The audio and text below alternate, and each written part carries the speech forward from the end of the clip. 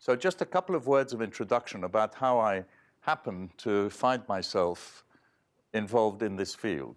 So I led APACs for many years, and I also had close connections with the British government because in the process of developing the industry, they had needed advice about entrepreneurship, and of course I'd been interested, as any B-school person would be, to try and help Britain do the right thing, and subsequently Europe do the right thing, and we had offices here too, so policymakers generally. And in 2000, I got a phone call from the Treasury in the UK saying, we're very concerned that we're not making better progress in dealing with poverty. Would you have a more entrepreneurial look at how we might better cope? And I'd been aware of the fact, as I'd backed entrepreneurs, all of whom came from nothing.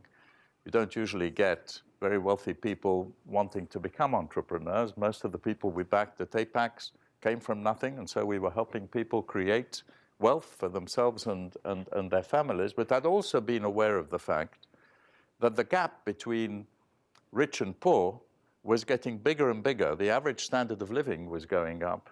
But in a strange way, those left behind were stuck behind. And although my whole generation had as its slogan equality of opportunity, that was what made society seem fair.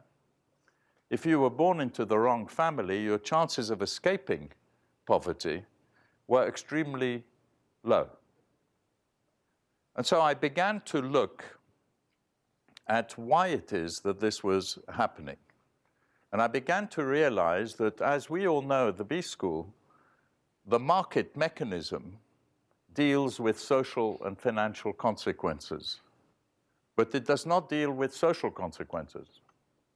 And as I analyzed things, I realized that philanthropists had started, obviously they've been around for millennia, but that started in a more organized way in the 19th century to create activities to help those left behind. By the beginning of the 20th century, they got tax breaks, and the big foundations, Rockefeller, etc., were set up, the Wellcome Trust in the UK. By the 30s, governments realized philanthropists couldn't deal with all the social issues, and governments started to get involved. By the 40s, government said, we need to organize welfare states that provide a safety net for those living in them, and many welfare states were set up. And by 2000, when I got the telephone call from the Treasury, the welfare states were throwing their hands up and saying, we can't cope. We can't cope with social issues. We don't have the resources. We may not even be the best people to cope with them. And as I analyzed how our system works, I realized that the only part of the system that was there to help those who were left behind was the philanthropic sector. Used to be called the third sector. I hated that name, and we've banished it. So here you'll hear about the social sector, not the third sector. How can anybody be proud of being third, right? Especially in a room with people like you. And the social sector had one characteristic, and now I give you the advantage of the hindsight of 14 years of working on this, had the characteristic, the common characteristic everywhere in the world, of having no money and no scale. So if you look at how many businesses in the United States over the last 30 years made it through $50 million of sales, the answer is 50,000. How many not-for-profits made it through $50 million of revenues? Anybody know? 144. Now, why was that? I asked myself. I didn't know that figure then, but I certainly could see that there was no scale and no money anywhere. Why was that? And the answer was very simple: philanthropy. Wealthy philanthropists had given money to these organizations and said to them, we'll give you money for a year or two, and then after that, as a sanity check, please go raise money from somebody else. And don't spend any money on your overheads. And that was the way that philanthropy had operated. And now, with the benefit of hindsight, we realize that the reason that was the case was that nobody was measuring anything. You couldn't tell who was doing a good job at delivering a social return. And so I had asked myself in 2000, and today I can give the answer to it, how can we give social entrepreneurs, those who don't just want to make money, but want to devote their lives to helping others, how do we give them the same means to achieve their objectives as we do business entrepreneurs? And fast forwarding, in 2010, social finance, which had started in the basement of my office in the UK, had gone from 1 to 18 people. And the young people at social finance came to see me one day and they said, look, we think we may have an answer to how we tackle some social issues. I said, what's that? He said, we met a chap in Birmingham who told us to look at recidivism, prisoner reoffending. You probably know that across the world, 2/3 of young prisoners go back to jail within 18 months. And we think we can link an improvement in that rate of reoffending, a reduction, to a financial return. What do you think of that? For me, it was a light bulb moment like the General Dorio comment. For me, it was the key to the capital markets.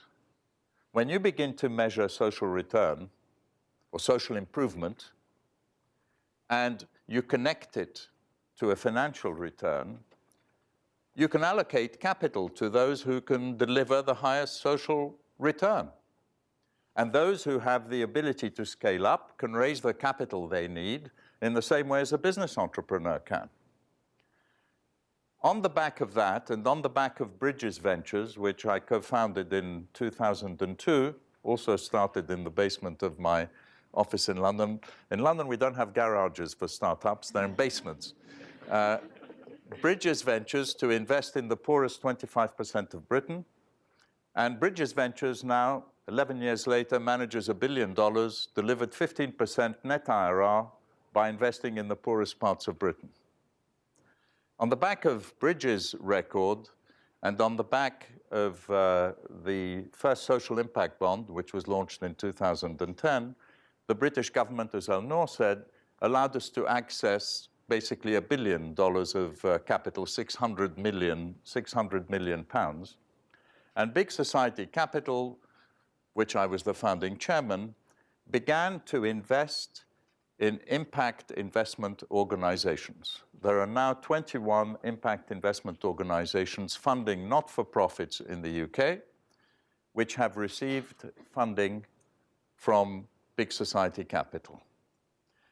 And on the back of that, David Cameron, the British Prime Minister, in June 2012, suggested to the G8 countries that we should put impact investment on the agenda, and asked me to lead a task force which has involved 22 people on the task force, with another couple of hundred people in national advisory boards, such as the US National Advisory Board, which Tracy co-chairs, and working groups such as the Impact Measurement Working Group, in which Eleanor participated. And in each country, in each of the G7 countries, because Russia fell out of the picture pretty soon, but Australia had been in from the beginning because the Australians had launched some social impact bonds, and I was impressed with what they were doing. We worked for 14 months, and we delivered this report. There are some copies for you here. And the report is entitled The Invisible Heart of Markets. Why? Well, you all know about Adam Smith and the invisible hand of markets. But the way I see it, in the 19th century, people talked about financial return. In the 20th century, they talked of risk and return. In the 21st century, we're already talking, and we will talk, about risk, return, and impact. And when you begin to bring impact into the picture, you bring motivations that go beyond profit. So Adam Smith was actually prouder of his book called The Theory of Moral Sentiments, which was all about empathy, than he was about the wealth of nations. And when you begin to bring empathy into the equation, you begin to bring the measurement of impact, capital that is motivated by an improvement in people's lives or an improvement in the planet. And everything I say, by the way, the report says, includes environmental.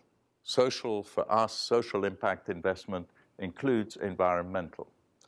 When you begin to bring impact, you bring the invisible heart of markets to guide their invisible hand.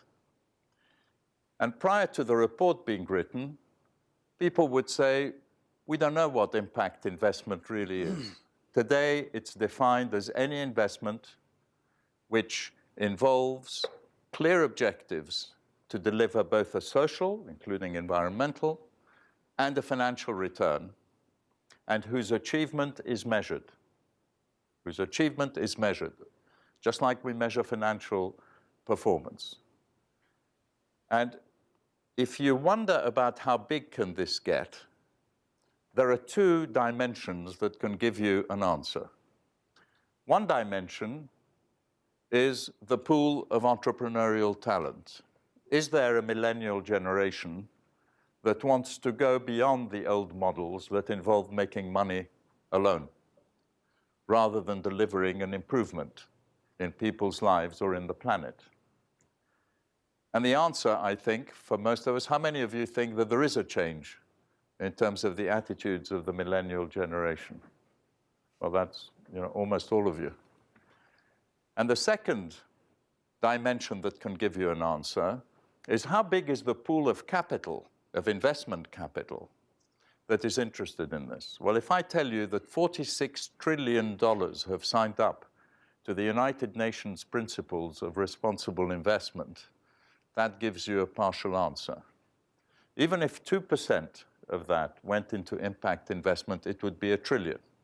And I'll close with the comments of Ian Duncan-Smith, the UK's cabinet minister, who has issued 7 social impact bonds to help unemployed youths get into work.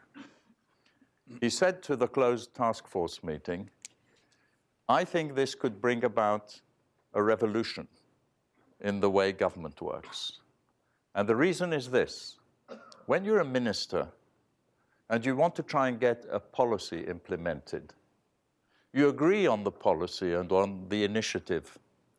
And as it gets closer and closer to the level of implementation, people add in things they always wanted to do, and people take out things they always hated. And by the time it begins to get implemented, it's already looking different. Then there's an election, and you go away, and no one's responsible for the outcome. What I like about impact investment, he said, is what you get.